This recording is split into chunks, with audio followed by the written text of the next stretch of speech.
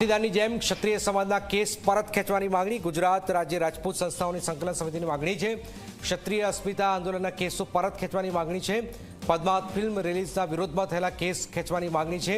CM સાથેની બેઠકમાં કેસો પરત ખેંચાશે તેવી ખાતરી આપ્યાનો પણ દાવો કરાયેલો છે।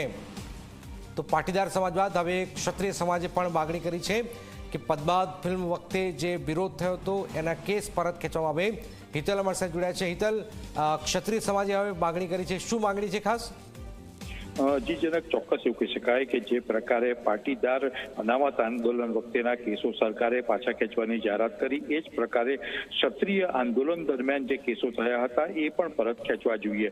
સ્વાભાવિક છે કે પદ્માવતી ફિલ્મ રિલીઝ થઈ ત્યારે એનો વિરોધ કરવામાં આવ્યો હતો અને એ વખતે પણ વિરોધમાં ક્યાંક તોડફોડ થઈ હતી, એના કેસો થયા હતા। આ ઉપરાંત જોવા જઈએ તો પુરુષોત્તમ રૂપાલાના નિવેદન બાદ જે આંદોલન થયું હતું એ અંતર્ગત પણ કેસો ક્ષત્રિય આગેવાનો અને સમાજના સભ્યો સામે થયા હતા। એટલે આ અંગે મુખ્યમંત્રી, કાયદા મંત્રી સહિત મંત્રીમંડળના સભ્યોને પત્ર લખીને ક્ષત્રિય અસ્મિતા આંદોલન અને પદ્માવત ફિલ્મ દરમિયાનના કેસો પરત ખેંચવાની માંગણી ક્ષત્રિય સમાજ દ્વારા કરાઈ છે। જી જનક, બિલકુલ બિલકુલ આભાર હિતલ। તો પદ્માવત ફિલ્મ રિલીઝના વિરોધમાં જે કેસ થયા છે એ પરત ખેંચવાની માંગણી કરવામાં આવેલી છે।